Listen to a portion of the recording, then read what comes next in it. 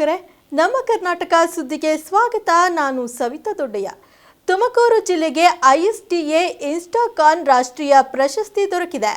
ನವದೆಹಲಿಯಲ್ಲಿ ನಡೆದ ಕಾರ್ಯಕ್ರಮದಲ್ಲಿ ಈ ಪ್ರಶಸ್ತಿಯನ್ನು ವಿತರಿಸಿದ್ದು DC ಶುಭಾ ಕಲ್ಯಾಣ್ ಈ ಪ್ರಶಸ್ತಿಯನ್ನು ಸ್ವೀಕರಿಸಿದ್ದಾರೆ. ಹೌದು, ತುಮಕೂರು ಜಿಲ್ಲೆಗೆ ISDA ಇನ್ಸ್ಟಾಕಾನ್ ರಾಷ್ಟ್ರೀಯ ಪ್ರಶಸ್ತಿಗಳು ದೊರಕಿವೆ. ಎತ್ತಿನಹೊಳೆ ಯೋಜನೆಯ ಭೂಸ್ವಾಧೀನ ಕಾರ್ಯದಲ್ಲಿ ತ್ವರಿತ ಪ್ರಗತಿ ಸಾಧಿಸಿದ್ದಕ್ಕಾಗಿ ತುಮಕೂರು ಜಿಲ್ಲೆಗೆ ಈ ಪ್ರಶಸ್ತಿ ಲಭಿಸಿದ್ದು DC ಶುಭಾ ಕಲ್ಯಾಣ್ ಈ ಪ್ರಶಸ್ತಿಯನ್ನ ಸ್ವೀಕರಿಸಿದ್ದಾಗಿ DC ಅವರು ತಮ್ಮ ಇನ್ಸ್ಟಾಗ್ರಾಂ ಖಾತೆಯಲ್ಲಿ ತಿಳಿಸಿದ್ದಾರೆ.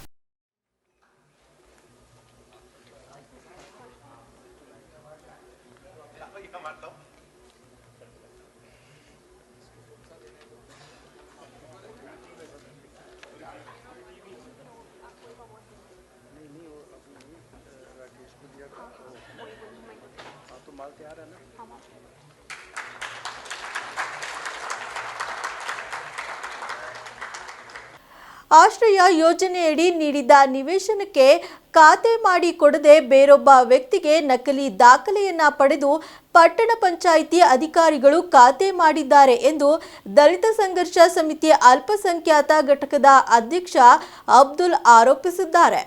ತುರುವೇಕೆರೆ ಪಟ್ಟಣದ ಪ್ರವಾಸಿ ಮಂದಿರದಲ್ಲಿ ಪತ್ರಿಕಾಗೋಷ್ಠಿ ನಡೆಸಿ ಮಾತನಾಡಿದ ಅವರು, ನಗರದ ಮೀನಾಕ್ಷಿಪುರ ಬಡಾವಣೆಯಲ್ಲಿ 1991ರಲ್ಲಿ ಆಶ್ರಯ ಯೋಜನೆ ಅಡಿಯಲ್ಲಿ ಖಾಲಿ ನಿವೇಶನ ಹಂಚಿಕೆ ಮಾಡಿದ್ದು, ಕ್ರಮ ಸಂಖ್ಯೆ 1ರಿಂದ 141ರವರೆಗೆ ಹಂಚಿಕೆಯಾಗಿರುವ ನಿವೇಶನದಲ್ಲಿ ತನ್ನ ತಾಯಿ ಶಹೀದಾ ಹೆಸರಿನಲ್ಲಿ ಇರುವ ನಿವೇಶನವನ್ನ ಖಾತೆ ಮಾಡಲು ಬೇಕಾದ ದಾಖಲೆಗಳನ್ನ ನೀಡಿದ್ದರೂ ಸಹ ಪಟ್ಟಣ ಪಂಚಾಯಿತಿ ಅಧಿಕಾರಿಗಳು ಖಾತೆ ಮಾಡಿ ಕೊಡದೆ ನಮ್ಮನ್ನ ಪ್ರತಿನಿತ್ಯ ಅಲೆದಾಡಿಸುತ್ತಿರುತ್ತಾರೆ. ದೇವನಾಯಕನಹಳ್ಳಿ ವಾಸಿಯಾದ ಮುಯಿನುದ್ದೀನ್ ಆಲಿ ಎಂಬುವರಿಗೆ 45ನೇ ನಂಬರಿನ ಖಾಲಿ ನಿವೇಶನವನ್ನ ನನ್ನ ತಾಯಿಯ ಹೆಸರಿನಲ್ಲಿರುವ ಖಾತೆ ನಿವೇಶನದ ಚಕ್ಕುಬಂದಿಯನ್ನ ಹಾಕಿ ಖಾತೆ ಮಾಡಲು ಬೇಕಾದ ಮೂಲ ದಾಖಲೆಗಳನ್ನ ಪಡೆಯದೆ ಕೇವಲ ಪಡಿತರ ಚೀಟಿಯ ನಕಲು ಪ್ರತಿಯನ್ನ ಪಡೆದು ಖಾತೆ ಮಾಡಿ ಕೊಟ್ಟಿರುವುದು ನಮ್ಮ ಗಮನಕ್ಕೆ ಬಂದಿದ್ದು, ಇದರ ಜೊತೆಗೆ ಪಟ್ಟಣ ಪಂಚಾಯಿತಿಯ ಅಧಿಕಾರಿಗಳೊಂದಿಗೆ ಚರ್ಚಿಸಲಾಗಿ ನಮಗೆ ಯಾವುದೇ ಮಾಹಿತಿಯನ್ನು ನೀಡದೆ ನಮಗೆ ಖಾತೆಯನ್ನು ಕೂಡ ಮಾಡಿಕೊಡದೆ ಪಟ್ಟಣ ಪಂಚಾಯಿತಿ ಅಧಿಕಾರಿಗಳು ಅಕ್ರಮವೆಸಗುತ್ತಿದ್ದಾರೆ ಎಂದು ಮಾಧ್ಯಮಗಳ ಮುಂದೆ ಅಬ್ದುಲ್ ಅವರು ಪಟ್ಟಣ ಪಂಚಾಯಿತಿಯ ಅಧಿಕಾರಿಯ ವಿರುದ್ಧ ನೇರ ಆರೋಪ ಮಾಡಿದ್ದಾರೆ.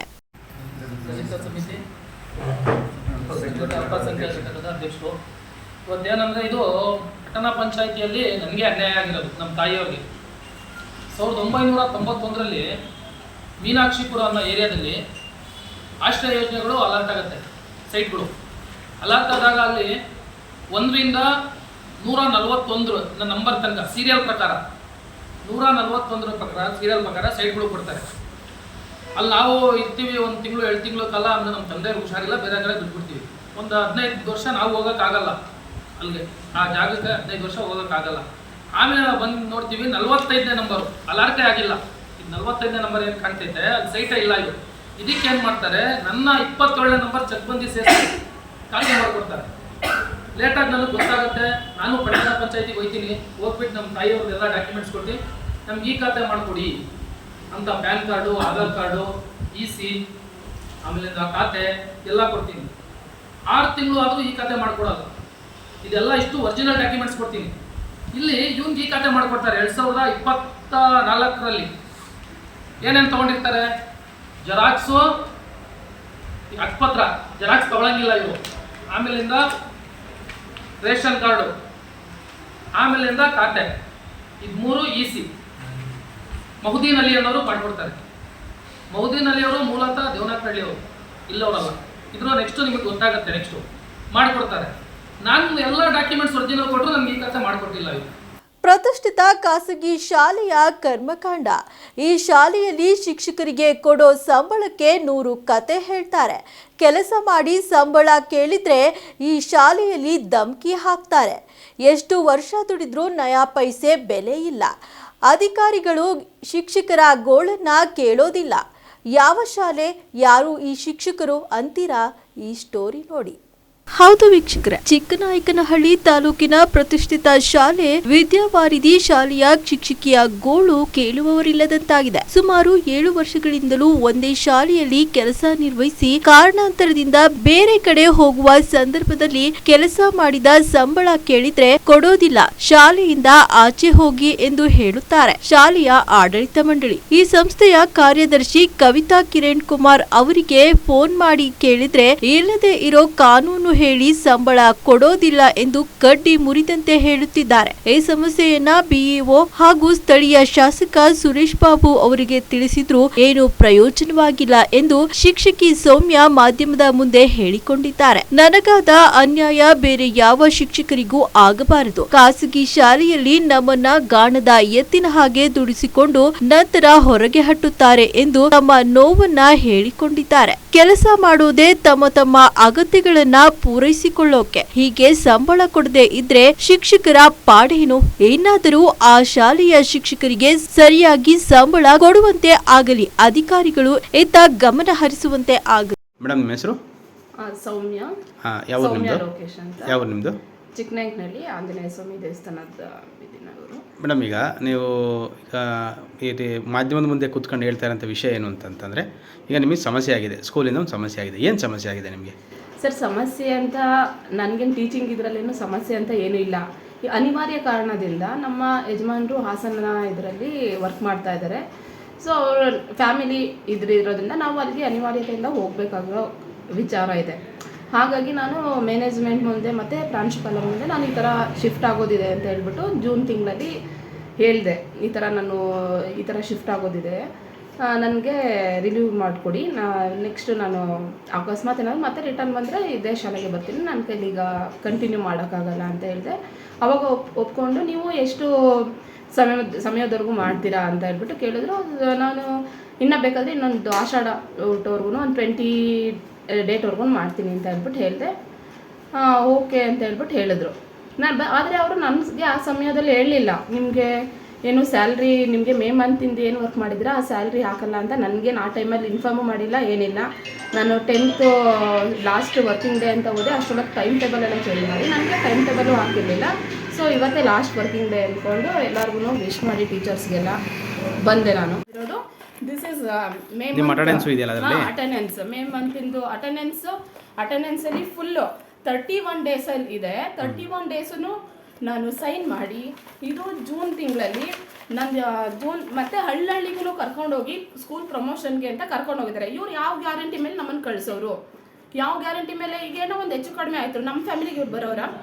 ನಾವೀಗ ಸ್ಕೂಲ್ ಅಂದ್ಕೊಂಡು ವರ್ಕ್ ಮಾಡಿದ್ದೀನಿ ಅಂದಮೇಲೆ ನನಗೆ ಅದು ಬೆಲೆ ಕೊಡು, ನೀನು ಸ್ಯಾಲ್ರಿ ಹಾಕು. ಪೆಟ್ರೋಲ್ ದುಡ್ಡೇ ನಿಮ್ಮ ಅಪ್ಪ ಕೊಡ್ತಾರಾ? ನಾನು ಅದನ್ನೇ ಕೇಳ್ತಾ ಇರೋದು. ಅದಕ್ಕೊಂದು ಬೆಲೆ ಕೊಡಿ. ನೀವು ಇನ್ಸ್ಟಿಟ್ಯೂಟ್ ಮಾತಾಡಿದ್ರ, ನೀವು ಅವ್ರ ಜೊತೆ ಮಾತಾಡೋದಕ್ಕೆ ಸಿಕ್ಕ. ನಾನು ಡೈರೆಕ್ಟಾಗಿ ಮೇಡಮ್ಗೆನೆ ಮಾತಾಡಿದೆ. ಈ ಥರ ಹೌದಾ ಸೌಮ್ಯ, ನಮ್ಮ ತಂದೆ ತಾಯಿಯವರು ಅವ್ರಿಗೆ ಗೊತ್ತು, ಹೌದಾ ನಿಮ್ಮ ಅಪ್ಪಾಜಿ ಅಮ್ಮ ಎಲ್ಲ ಇಲ್ಲಿರೋದಾ, ಹಂಗೆ ಹಿಂಗೆ ಅಂತ ನೈಸಿಗೆ ಮಾತಾಡಿದ್ರು. ಮತ್ತೆ ಇದು ಮಾಡಿ ಮತ್ತೆ ಬರೋದ್ರೊಳಗಲ್ಲೇ ಟೈಮ್ ಟೇಬಲ್ ಎಲ್ಲ ಚೇಂಜ್ ಮಾಡಿದ್ರು. ಅಲ್ಲ, ಈಗ ನೀವು ಈ ನಿಮ್ಮ ಸಂಬಳದ ವಿಷಯವಾಗಿ ಮಾತಾಡಿದ್ರ ಅಂತ ಮಾತಾಡಿದ್ರೆ ಫೋನೇ ರಿಸೀವ್ ಮಾಡಿಲ್ಲ. ಈ ಅಪ್ಪ ನಾನು ಶ್ರೀಕಾಂತ್ ಸರ್ ಕೇಳಿದ್ರೆ ನನಗೆ ಗೊತ್ತಿಲ್ಲ. ನಿಮಗೆ ಗೊತ್ತಲ್ವಾ ಮ್ಯಾಮ್, ಕೊಡ್ತಾರ ಅಂತ ಅನ್ನಿಸುತ್ತಾ? ನಮಗೆ ಪ್ರತಿ ಮಂತ್ನು ಸ್ಯಾಲ್ರಿ ಆಗೋದು. ಬೇರೆ ಟೀಚರ್ಸ್ಗೆಲ್ಲ ಸ್ಯಾಲ್ರಿ ಕ್ರೆಡಿಟ್ ಆಗಿತ್ತು, ನನಗೆ ಮಾತ್ರ ಆಗಿರಲಿಲ್ಲ. ನಾನು ಪ್ರಾಂಶುಪಾಲರನ್ನ ಶ್ರೀಕಾಂತ್ ಸರ್ ಅವ್ರನ್ನ ಕಾಲ್ ಮಾಡಿಬಿಟ್ಟು ಕೇಳಿದೆ, ಸ್ಯಾಲ್ರಿ ಹೆಂಗೆ ಕೊಡೋಕ್ಕಾಗುತ್ತೆ? ಕೊಡೋಕ್ಕಾಗಲ್ಲ ಅಂತ ಅಂದ್ಬಿಟ್ಟಂದರು. ಸ್ಯಾಲ್ರಿ ಕೊಡೋಕ್ಕಾಗಲ್ಲ ಅಂತಂದರೆ ಏನು ಸರ್, ನಾನೇನು ಕೆಲಸ ಮಾಡಿಲ್ವಾ? ನನಗೆ ಕೆಲಸದಕ್ಕೆ ತಕ್ಕನಾಗಿ ಸ್ಯಾಲ್ರಿ ಕೊಡಿ, ನನಗೇನು ಬೇರೆ ಎಕ್ಸ್ಟ್ರಾ ದಾನ ಧರ್ಮವಾಗಿ ಏನೂ ಕೊಡಬೇಡ್ರಿ. ನಾನು ಏನು ವರ್ಕ್ ಮಾಡಿದ್ದೀನಿ ಅದಕ್ಕೆ ಮಾತ್ರ ಸ್ಯಾಲ್ರಿ ಕೊಡಿ. ನಾನು ಪೆಟ್ರೋಲ್ ಹಾಕ್ಕೊಂಡು ಸ್ಕೂಲಿಗೆ ಬಂದಿಲ್ವಾ? ಬೆಳಗ್ಗೆ 9:15 4:45 ಸ್ಕೂಲಿಗೆ ಬಂದಿಲ್ವಾ? ಅದಕ್ಕೆ ಬೆಲೆ ಕೊಡಿ ಅಂತ ಹೇಳ್ಬಿಟ್ಟು ಕೇಳಿದೆ. ಸೊ ಇಲ್ಲ, ಮ್ಯಾನೇಜ್ಮೆಂಟ್ ಕಡೆಯಿಂದ ಕೊಡೋಕ್ಕಾಗಲ್ಲ ಅಂತಿದ್ದಾರೆ ಅಂತ ಅಂದರು. ಆಯಿತು, ನನಗೆ ಸರ್ವಿಸ್ ಸರ್ಟಿಫಿಕೇಟು, ನನ್ನ ಮಾರ್ಕ್ಸ್ ಕಾರ್ಡ್ ಕೊಡಿ ಅಂದರೆ ಅದಕ್ಕೂ ಸಹ ಏನಂತ ಹೇಳಿದ್ರು, ಎಲ್ಲದನ್ನು ಸಹ ಮ್ಯಾನೇಜ್ಮೆಂಟ್ನೇ ಕೇಳಬೇಕು ಅಂತ ಹೇಳಿದ್ರು. ಅವ್ರಿಗೆ ನಾವು ಕವಿತಾ ಕಿರಣ್ ಕುಮಾರ್ ಅವ್ರಿಗೆ ಕಾಲ್ ಮಾಡಿದ್ರೆ ಅವರು ನಾನು ಎಷ್ಟು 5-6 ಸಲ ಕಾಲ್ ಮಾಡಿದ್ದೀನಿ, ಕಾಲ್ ಪಿಕ್ ಮಾಡಲಿಲ್ಲ. ಮತ್ತು ನಾನು ಕಿರಣ್ ಕುಮಾರ್ ಸರ್ ಅವ್ರಿಗೂ ಸಹ ಕಾಲ್ ಮಾಡಿದೆ, ನನಗೆ ಗೊತ್ತಿಲ್ಲ ವಿಚಾರ.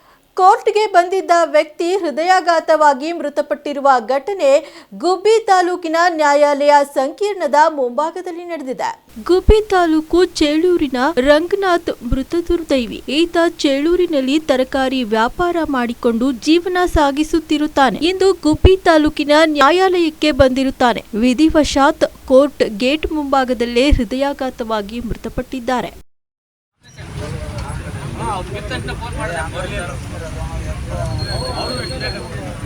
ರಾಜ್ಯದಲ್ಲಿ ಇನ್ನು 2 ದಿನ ಭಾರೀ ಮಳೆಯಾಗುವ ಸಾಧ್ಯತೆ ಇದೆ ಎಂದು ಹವಾಮಾನ ಇಲಾಖೆ ಮುನ್ಸೂಚನೆ ನೀಡಿದೆ. ಉಡುಪಿ, ದಕ್ಷಿಣ ಕನ್ನಡ, ಕೊಡಗು ಜಿಲ್ಲೆಗಳಿಗೆ ರೆಡ್ ಅಲರ್ಟ್ ಘೋಷಣೆ ಮಾಡಲಾಗಿದೆ. ಶಿವಮೊಗ್ಗ, ಚಿಕ್ಕಮಗಳೂರು, ಉತ್ತರ ಕನ್ನಡ ಜಿಲ್ಲೆಗಳಿಗೆ ಆರೆಂಜ್ ಅಲರ್ಟ್ ಹಾಗೂ ಬೆಳಗಾವಿ, ಹಾಸನ, ಮೈಸೂರು ಜಿಲ್ಲೆಗಳಿಗೆ ಯೆಲ್ಲೋ ಅಲರ್ಟ್ ಘೋಷಣೆ ಮಾಡಲಾಗಿದೆ. ತುಮಕೂರು, ರಾಮನಗರ, ಮಂಡ್ಯ, ಕೋಲಾರ, ದಾವಣಗೆರೆ, ಚಿತ್ರದುರ್ಗ, ಚಿಕ್ಕಬಳ್ಳಾಪುರ, ಚಾಮರಾಜನಗರ, ಬೆಂಗಳೂರು ಗ್ರಾಮಾಂತರ, ಬೆಂಗಳೂರು ನಗರ, ಯಾದಗಿರಿ, ವಿಜಯಪುರ, ರಾಯಚೂರು, ಕೊಪ್ಪಳ, ಕಲಬುರಗಿ, ಹಾವೇರಿ, ಗದಗ, ಧಾರವಾಡ, ಬೀದರ್ನಲ್ಲಿ ಇಂದು ಸಾಧಾರಣ ಮಳೆಯಾಗುವ ಸಾಧ್ಯತೆ ಇದೆ ಎಂದು ಹವಾಮಾನ ಇಲಾಖೆ ತಿಳಿಸಿದೆ. ಅಹಮದಾಬಾದ್ನಲ್ಲಿ ಭೀಕರ ಅಪಘಾತಕ್ಕೊಳಗಾದ ನಂತರ ಏರ್ ಇಂಡಿಯಾ ಬೋಯಿಂಗ್ 787 ವಿಮಾನ ಕಣ್ಗಾವಲು ಪರೀಕ್ಷೆ ನಡೆಸಲಾಗಿದ್ದು ಯಾವುದೇ ರೀತಿಯ ಸುರಕ್ಷತೆ ಲೋಪ ಕಂಡುಬಂದಿಲ್ಲ ಎಂದು ನಾಗರಿಕ ವಿಮಾನ ನಿರ್ದೇಶನಾಲಯ ತಿಳಿಸಿದೆ. ಬೋಯಿಂಗ್ 787 ಡ್ರೀಮ್ ಲೈನರ್ ವಿಮಾನದ ಕನಿಷ್ಠ 66 ವಿಮಾನಗಳ ಕಾರ್ಯನಿರ್ವಹಣೆ ರದ್ದಾಗಿದ್ದು ಅದರ ಸುರಕ್ಷತೆಯ ಬಗ್ಗೆ ವಿಶೇಷ ಕಳವಳ ವ್ಯಕ್ತವಾಗಿತ್ತು. ಈ ಹಿನ್ನೆಲೆಯಲ್ಲಿ ಡಿಜಿಸಿಎ ಅಧಿಕಾರಿಗಳು ಏರ್ ಇಂಡಿಯಾ ಮತ್ತು ಏರ್ ಇಂಡಿಯಾ ಎಕ್ಸ್‌ಪ್ರೆಸ್ ಕಾರ್ಯದರ್ಶಿಗಳ ಜೊತೆಗೆ ವಿವರವಾದ ಪರಿಶೀಲನಾ ಸಭೆ ನಡೆಸಿದ್ರು. ಈ ಪರಿಶೀಲನಾ ಸಭೆಯಲ್ಲಿ ಕಾರ್ಯನಿರ್ವಹಣೆ ಸಂಬಂಧಿತ ಸಮಸ್ಯೆಗಳ ಕುರಿತು ಕಳವಳ ವ್ಯಕ್ತವಾಗಿತ್ತು. ಹೀಗಾಗಿ ಏರ್ ಇಂಡಿಯಾ P787 8/9 ವಿಮಾನಗಳು ಸುರಕ್ಷಿತ ತಪಾಸಣೆ ನಡೆಸಲಾಗಿದೆ. ಜೂನ್ 17ರಂದು ಮಧ್ಯಾಹ್ನ 3 ಗಂಟೆಯ ಸುಮಾರಿಗೆ ಒಟ್ಟು 24 ವಿಮಾನಗಳು ಅಗತ್ಯ ತಪಾಸಣೆ ಕೈಗೊಳ್ಳಲಾಗಿತ್ತು. ಈ ಸಂದರ್ಭದಲ್ಲಿ ಯಾವುದೇ ಕಳವಳಕಾರಿ ವಿಷಯ ಪತ್ತೆಯಾಗಿಲ್ಲ ಎಂದು ಅಧಿಕಾರಿಗಳು ಸ್ಪಷ್ಟಪಡಿಸಿದ್ದಾರೆ.